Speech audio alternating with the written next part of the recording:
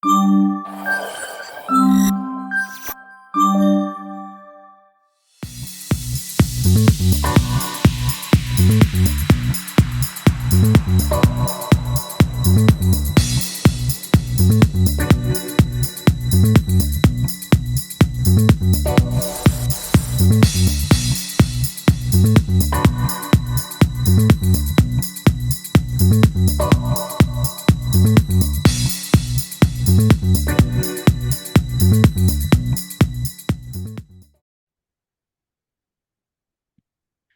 everybody. Welcome to Talent Dead, where we dive deep into the hearts of minds of those shaping the future of education. I'm your host, Dr. Eric Scanton, and today we're joined by a truly remarkable individual that I've had the pleasure to meet, and his name is Mr. Jay Gross.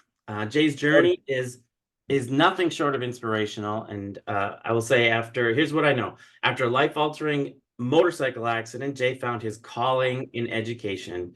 He's been propelled by the belief of power of authenticity, storytelling, and with 31 years of teaching experience and a new chapter that maybe he'll talk about, Jay's impact extends beyond the classroom. He's an adjunct professor, educational technology enthusiast, motivational speaker, alongside his wife, Joanne, the 2021 Michigan Band Teacher of the Year. Jay navigates a busy life. He fosters children. He rescues dogs. He's just one of these guys that makes a difference every single day. And today, we're going to explore some of his passion for education and his journey through some adversity and how he continues to inspire students and educators alike. So with that, Jay, welcome to Talent Dead, my man. Tell us a little bit about yourself. Eric, I'm honored. Thank you so much, man. I've been looking forward to this. So it's a pleasure to be here. I am so excited entering a new phase of my career. I taught for 30 years at Shepherd High School. I retired. I took 34 days off and was moving bodies for my friend at the funeral home. I got a phone call from a former student who was a principal at Morley Stanwood. He goes, you got to call me. I'll just leave it at that. It was an interesting email I'll share sometime. But I called him up and he says, I got a dual enrollment speech and I got a high school speech and I got lunch in between. He knows me well because I'm a fat guy and I love to eat in between. So he brought me back in. I've now been there 4 years, and I found out recently that they are losing 40 students, and they did not replace retirees, and they're not going to replace part-timers like me. They were superintendent, basically had tears in his eyes almost. And he goes, Jay, I'm so sorry. We love having you here. The money just dictates everything. Well, it wasn't 3 days later, and the local college found out I was being let go. And he says, how would you feel about coming and teaching college speech, dual enrollment on campus? And I said, Ben, you kind of caught me off guard. I don't know. Let's talk. So we talked. Next thing you know, I got an interview. And it was funny because, Eric, they threw questions at me for like an hour. And I had so much fun. We were laughing. 3 people were virtual. We had a Michigan snowstorm here. And 3 were in the room with me. And the crazy thing about that meeting, they asked me to step out, and I stepped out for about 8 or 9 minutes. And next thing I know, they came out, they got me, they brought me back in, and they offered me the position. They talked to me about a full-time position. That's a dirty word when you've been part-time, but Right. Definitely considering it. And then the vice president said, I need to talk to you when the interview's over. And I'm like, oh man, what's up? It's like call to the principal's office. Right. So I said, Steve, what's going on? He goes, I'm in a pickle. He goes, this storm, company in California that does our PD, they said they will not send their speakers. And he said, when you sent, I have my website I use as my portfolio. I sent that to him a week ahead of time so the interview committee could look over what I do. And he says, can you do my keynote for the opening PD for second semester? I said, what are you looking for? He goes, I love this one on sanity, saving sanity in the chaos world of education. I went, wait a minute. He starts laughing. He goes, I know what you're going to say. You got the job and I want to hire you for another job. So we negotiated. Next thing you know, 2 days later, I'm opening up their PD for the keynote. And it was so I just talked with Ben today. Looks like I'll be teaching Monday, Wednesday, 3 high school classes. One actually requested me when they found out I'm now on staff, which made me my head's swelling right now. I feel so good because Sure. Eric, I'm not ready to leave. I'm not ready to leave the classroom, but God, I love flying around the country and anywhere I can go to inspire teachers. This is the greatest profession on the planet. I know it's got ups and downs. I know it drives us crazy at times. And you lay in bed at night and you go, why am I doing this? I could work at McDonald's for 15 bucks an hour and have no papers to grade and no parents waiting for me in the parking lot. But that's the times you got to get over. You got to focus on the positive. And that's what I hope to bring to School Pro and everybody I touch. So that's life in a tweet. Yeah. Well, let's get into life a little bit. When we first talked, you shared a little bit about your incredibly powerful story. Can you share just maybe a little bit about how your accident and recovery period influenced your decision to pursue a career in education, and maybe even a little bit how it shapes your teaching philosophy? Absolutely, because I was my parents burned me out on school. I was pushed for grades all through school. My dad was a professional athlete. I was supposed to be the next second coming of the quarterback. And I fell in love my sophomore year with a young lady named Jamie. And that kind of distracted me from the workouts and other things. Uh-huh. But it's one of those things where I just sat back and I went, okay, well, I got a job after I came back from Florida and they hired me to do roofing. And I bought a four-wheeler. I bought a real nice Honda 250R and switched the tires. And guess what? Flipped it, crushed my seventh thoracic vertebrae. And I laid there for almost 48 hours, wondering if I was going to be paralyzed from my chest down. While I was laying there, 48 hours, Jay. 48 hours waiting to find out. They had straps under my arms. They had around my ankles, pulling it so it wouldn't stress, because the spine, it was like somebody dropped a brick on my head when I fell on my butt, and it compressed the spine this way. So that vertebrae is only about this thick when it should be about that thick. Mm-hmm. And then the shards were going to sever the spinal cord. So I was immobilized. And I'll never forget, on the second day, I woke up about 6 a.m. and I was so scared to move. And it was weird because the nurse walked in at that time and flicked the light on. And I started to cry. I still remember the tears sliding down the sides of my head. And I thought, am I paralyzed? I don't want to move and find out, because I am athlete everywhere you could think of. She scratched the bottom of my feet and I jerked my leg and she goes, oh, thank God. I just started to bawl. Yeah. 6 months of rehab. And while I was doing it, I was depressed. And my mom looks at me and she says, why don't you think about teaching? And I went, what? I skipped school every chance I get. You talking about? She goes, every time you come home from practice, football, baseball, anything, you don't even come in. You're out there with your brother who's 5 years younger, and all the neighborhood kids come flying over. What'd you learn at practice? Teach us, teach us, teach us. So I'd spend a couple hours out there with them, teaching them what I learned. And suddenly I started, you know what? Why not try it? So I finished up at Central Michigan University, got my degree. And it was so funny because when I went to student teach, I did the European program. So I finished 8 weeks at Shepherd High School, went to Europe for about 6 months. And then I came back and Shepherd hired me as a permanent sub because one of the ladies, her mom was dying. So I filled in. In that meantime, one of the English teachers became a counselor, and Kirk Mays walked down, the principal, and he says, how about a job? And the rest is history. 30 years later, I'm there. But the key to me with this, Eric, this is what blows my mind. I don't believe educators, and when I say educators, I'm not talking just teachers. Right. I'm talking administrators, board members, cafeteria workers, custodians, you name it, right? Bus drivers. These people, we're educators, every single one of us, but we plant these seeds in kids' minds that are just like sponges. 7th grade, I'm walking down the hall. It was Monday morning, and I could picture it like it was yesterday. We had a very militant teacher named Tom Resler. And all of a sudden, the kids were scared of him. You never messed around in his class. He goes, Mr. Gross, I need to see you. And all my friends took off. Well, I said, Mr. Resler, I didn't do anything. He goes, you're okay. He goes, the father-son banquet on Sunday. You got up there to talk about your dad. He says, everybody else stood at the podium and read their speeches. You walked out in front and talked to the audience and just talked to them. Why? I go, well, when my mom reads to me, she does it at night, so I fall asleep. And I hate when teachers sit there and read you in class or lecture you off, the board or notes and things like that. I like when people talk to me and tell stories. He stared at me for, it felt like 4 days, probably 3 seconds. And he goes, Mr. Gross, you have a gift. Don't waste it. So I looked at that, the power of a 7th grade, that guy taking 2 minutes out of day. So I started really putting myself into speech classes and really getting into it. And then we were sitting at a statewide conference here called McCall in Michigan. And my buddy Bruce Vino took me to the first one. Well, the next year we were there and we were watching Kevin Honeycutt on stage.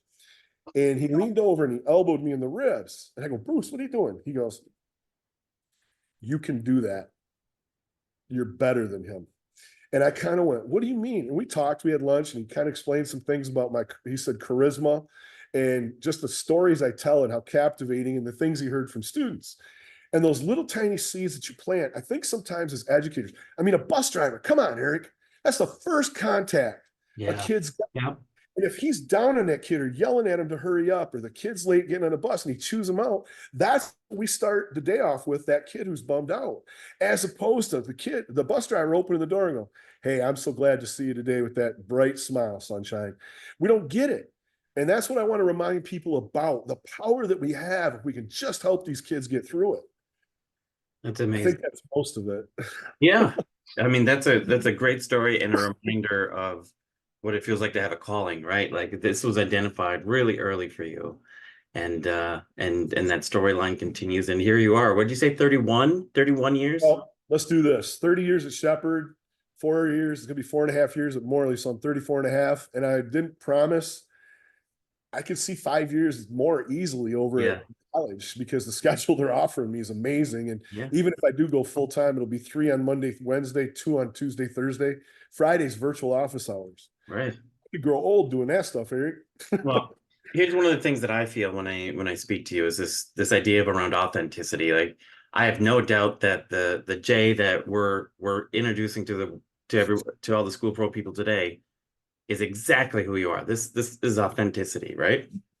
That's my Authenticity is a term that we often use, but it's not always understood. So talk to me about authenticity in yourself and the context of teaching. Why do you believe it's really crucial for effective education? I have Eric, you know how administrators have to evaluate teachers? I mean, a lot of times they're canned. I get it. You guys, so many teachers to do. I totally get it. But when my students thank me for being real, for relating my lessons to life and how they'll apply to life, not just the classroom, not just the test, not just the statewide test or the national test, but it's like I just was coming home today and all of a sudden Facebook popped up and here's one of my students that graduated last year, not academic, didn't Yeah. want anything to do with it, was going to become a welder. Because, hey, are you going to be around? I'd love to stop in, see you, and share a monster. And we went back and forth. And I actually said to him, I go, hey, D, what's up, man? Why you want to come see my old crazy butt? And he teared up. He wrote back, you're the only teacher that treated me like a human being and made me feel like a person. And you trained me for life. And I didn't realize it till about 2 weeks ago. And I was like, you can't touch me at an eval, Eric. Yeah. I got quotes like that from kids and letters. That's my oasis of sanity. I go to my me box. And Mhm. that's it. I always wonder, you always wonder the impact you have when your kids leave you. And those kinds of things they ignite a fire inside of me that I want to make other teachers realize it's not just that curriculum. And if it is, and you're being forced to, Ericify it. I grossify it. I Jify everything. I make it Mhm. mine, but I'm going to take it and make it my own. Otherwise, if you can't, just hand the kid the curriculum, let them learn from that. But I want to be that go-to, and it doesn't end I have mostly juniors and seniors. When they graduate, I'm always here. Mhm. I shouldn't have tapped it. Sorry. Hey, that's enough. I can control my classroom. I can control my 7 rescue dogs running around. That's Sir Maverick the Wanderer, and he thinks there's a burglar. Uh-huh. Maverick, no. Lay down. I'm sorry, I gestured too much. 120-pound Great Dane. Yeah, I mean, even that is an example, right? Like, yep, I got rescue dogs. I'm gonna tell them sit down. Like, this is who I am. This is where I'm I like, can't fake anything, but because I've worked with fake people, I've known fake people in my life. What's the point? yeah. You I bet learn you're a pretty good read on that stuff. good. Yeah. Let's talk about it, like technology. So you've embraced technology in your teaching methods long before long before it was a standard or a necessity, right? So, Got it. Blackboard, Moodle. right. What are some of the most significant changes you've seen in ed tech, and Yeah. how do you keep up with it? How do you keep up with Hey, it to benefit your students? you don't. You don't. I guide them. And you know what's the best part? When I want to learn about technology, who do I ask, Eric? My Um, kid. Not your administrators. No, I look right at them. I go, "You guys, what's hot out there today?" And they blow my mind at some of the stuff that's out there. You know, if you say you're on Facebook, they look at you like you're 150 years old. Right. You know, the rest of the stuff that goes on. But then I explain to them how I use it. It's not informational. If it's not positive, it's not something people need to know. I don't post. I don't do the politics. I don't do all the arguing and stuff. I just want to help people with it. But like with today, we got a lot of resistance to AI, Chat GPT, and all the writing programs. Mhm. I explained to the kids the other day, give me your best effort at a resume.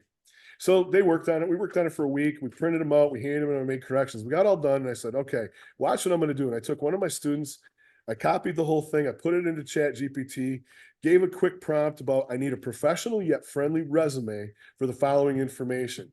And it just took and did what I probably would have spent an hour doing in a matter of about 12 seconds. Right. I think kids are like sitting there going, now watch this.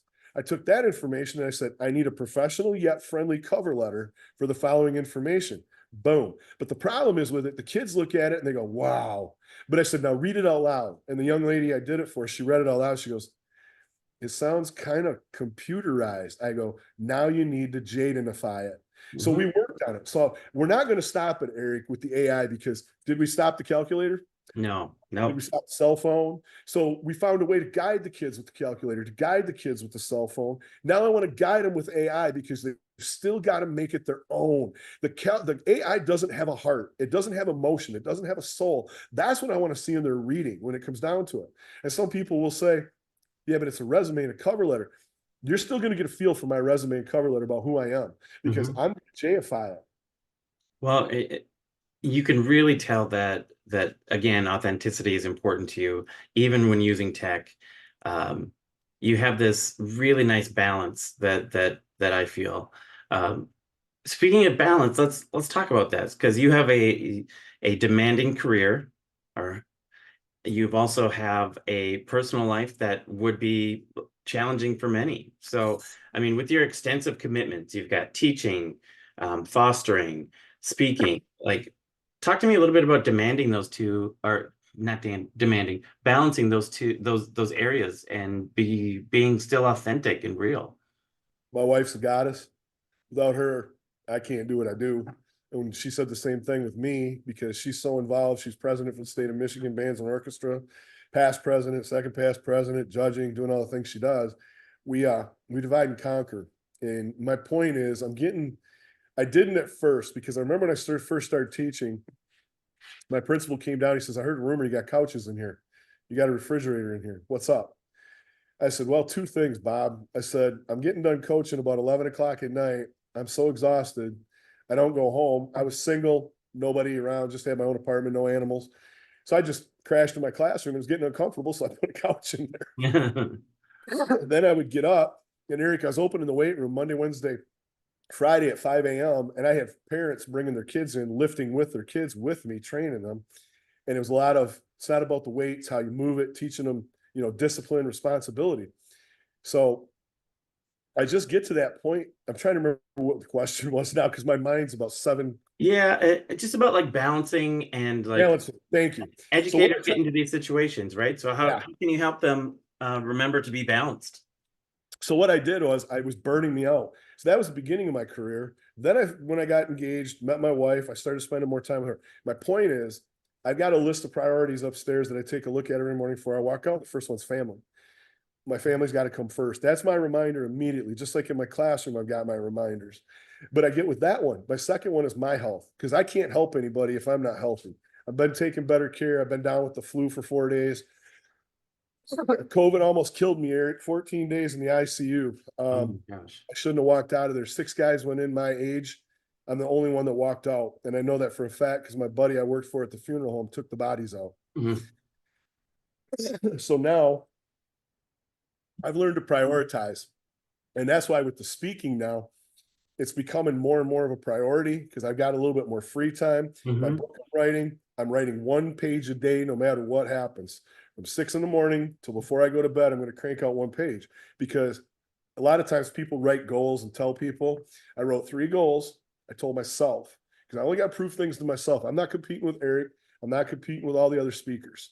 I'm competing with myself to be the best I possibly can, because down the road, when I'm laying there on my deathbed, I don't want to regret. So my priority, other thing too, is I'm going to walk 2 miles every day with no cell phone. I'm going to walk my dog, get out in nature. And we live right out in the middle of the woods. I mean, I'm sitting here on 3 acres with the river down here, get that peace of mind. So I make it a priority to focus on myself. Amazing. Uh, I'm trying to picture this place in the woods, 7 dogs. Is it ever quiet? No, No. I'm stunned. If I had to tap the table, you wouldn't even know they're here. But I got 3 by my feet, 2 on the couch, 1 staring at the woods, 2 in the other room. We had 13 at one time. Wow. That's a lot of dog food, man. Oh, don't go there. It's a mortgage. Yeah. Okay, let's reflect back on these on your career. Mhm. What moment or achievement, authentic point stands out the most to you? And what do you hope your legacy in education is going to be?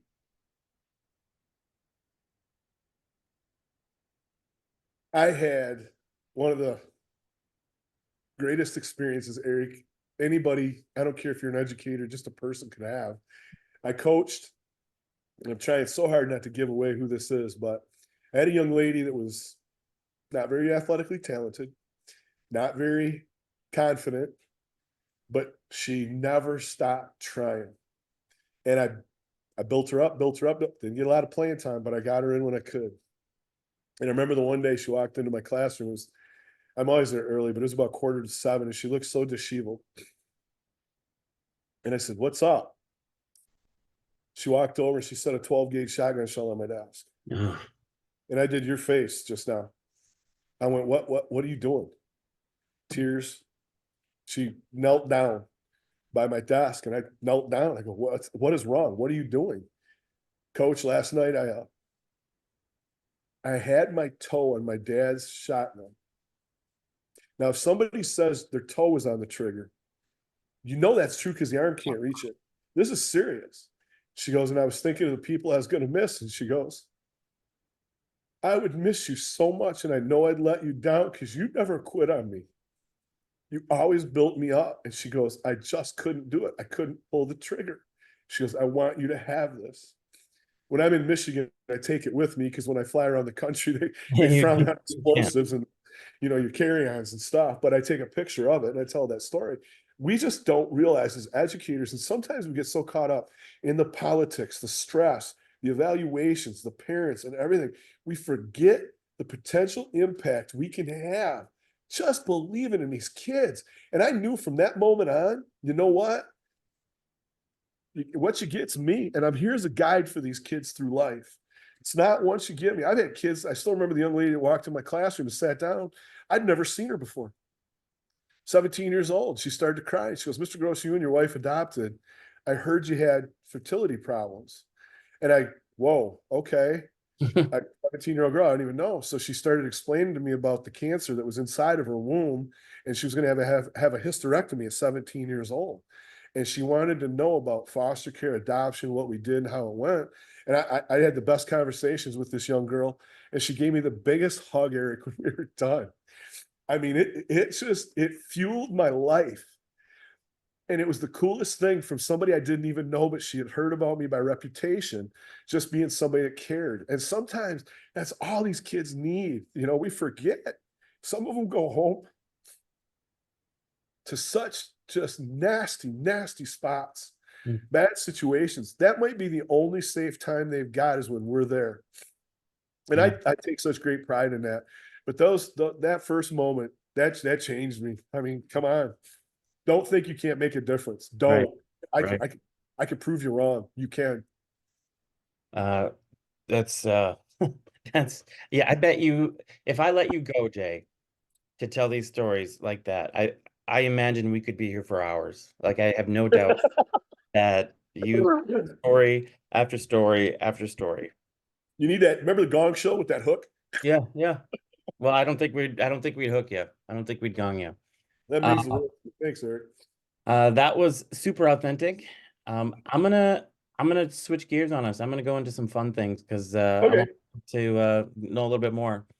This one's cliche, classic question. If you could have dinner with any historical figure, who would you choose? And Maya Angelou. Maya Angelou. They'll always forget what you said, but they'll never forget how you made them feel. I yeah, have it in my keynotes because it's just what a powerful woman. And she didn't have to scream, she didn't have to yell. She led through actions and love. And to pick her brain and heart, I just think it'd be one of the most cool things in the world. yeah, I do. I just that's I don't even have to think about that one. yeah. Okay. How about this? You, it feels like you have like these super hero like qualities to you. I'm just gonna say that, like a larger than life. I'd be a fat Hulk. Fat Hulk. Uh, if you could have any superpower to assist you in your daily life, what would it be? Invisibility. Invisibility, because I want to be there, something for a kid to pick them up, making them think it's them getting themselves up. But I'd want to be there for them as a support system, and they'd never really know it, getting them to believe it was actually them. And Yeah. then I would go right down to Lansing, Michigan. And the next time the Powerball was drawn, I'd make sure my balls came up. Oh my God, Eric, the fun I could have giving away money. Right now, I think if you won, you'd have $180 million after taxes. I could make 180 millionaires around me. Yeah. You're thinking about it. I'd have so much fun, but I would be the invisible guy, that invisible angel for kids, staff, people I know, anybody to help. And then I'd go for the Powerball, Mega Ball. I'd mess with the lottery for the rest of my life. Keep spreading it around. Uh, let's talk about your dogs. So seven rescue dogs. Yeah. You have to be a little bit crazy to have seven dogs, but you said Oh, you put up to 13. yeah. There must be a favorite or maybe a funny story about one of them. Can you share one that particularly stands out? Maybe let's choose one of the seven in front of you right now that you have in the house. Who do you want to talk about? That's tough. They're all listening. Yeah. I'll go with Shiloh. Uh, I had a former student. She was looking at me now. I'm getting the look.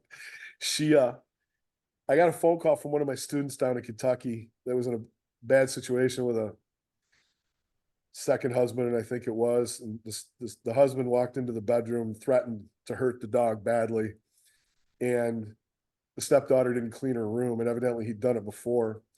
So she messaged me if there was something she thought I could do. And I'm in Michigan, she was in Kentucky. Next thing you know, I made a post to see if anybody could help this dog. She's so beautiful. And it's funny because within 24 hours, I had a former student driving down, and a bunch of other people gave her Subway, gave her gas, everything they could do. And within 24 hours, the dog's in my house. We're going to foster and try to find the right family, but they choose us, Yeah. choose us. And bottom line was, she's half coyote and she's half husky. And man, she is the sweetest dog. But Eric, she is so smart. Oh my God, she'd ace the ACT test on her own. She didn't need any help. Any little animal that she finds moles, she digs up the moles and runs around with them and stuff. It's so funny because I'm quite the storyteller, but my dogs all have their own stories. Yeah. Yeah. And they're my addiction, but they're also my solace. Because like right now, when I get done with you, I'm gonna lay down on the floor, and they're gonna come over, lick me for about a minute or two. They'll lay down right with me. They gotta be touching me, and no matter what, even with the fight in my classroom today, it all goes away. Yeah. Yeah. That's amazing. Jay, this is a pleasure. I really, really love talking to you. And I Thanks, know man. I know that we could talk for hours. And I would be entertained and inspired. But before we go, do you have Yeah, any last call to action or last thing you want to tell educators out there? you give me a chance, and you decide to bring me in to work with your staff. I want to reignite a passion. I don't, and like I can't, Eric, I can't stress enough. It's not just about teachers. We're a huge puzzle piece. They start with the bus drivers, the cafeteria workers, the custodians, the parapros. I had a board member in Alabama come up and hug me. He goes, "Keep doing what you're doing." I've never heard a keynote like that before. This is a board member that happened to come. Yeah. I want you guys to understand this is the greatest profession on the planet. Sometimes, you know what? You ever watch a fire die down? Hmm. And if you just blow on it a little bit or you wave a little fresh air, suddenly it reignites. I want to be that fresh air. I want to make your world ignite again. That's amazing. Everybody, this is Jay. Jay Gross, amazing educator, speaker, uh, college professor, dog rescuer. Uh, yeah, this is amazing, amazing. Um, your conversation has been like this journey through authenticity. We've talked about like resilience, transformative power of education. I just believe that your dedication to making learning relatable and accessible is just a testament to the incredible impact that educators can have. That means a lot to me, bud. That means a lot because we're getting to know each other. And for you to see that already, I I can't ask for anything more. That's Yeah, exactly what I'm looking for. yeah. I Well, just want to again, change. again, thank you for sharing your story, your insights with us. And remember, if you're looking to book inspirational speakers like Jay, you can look up Jay. You can give me a call. We can hook you up too for your next event. Make sure you connect with School Pro. And to our listeners, thank you for tuning in. And as always, stay PKS, which is positive, kind, and supportive. And we'll be seeing you next time on Talent Dead. Bye, everybody.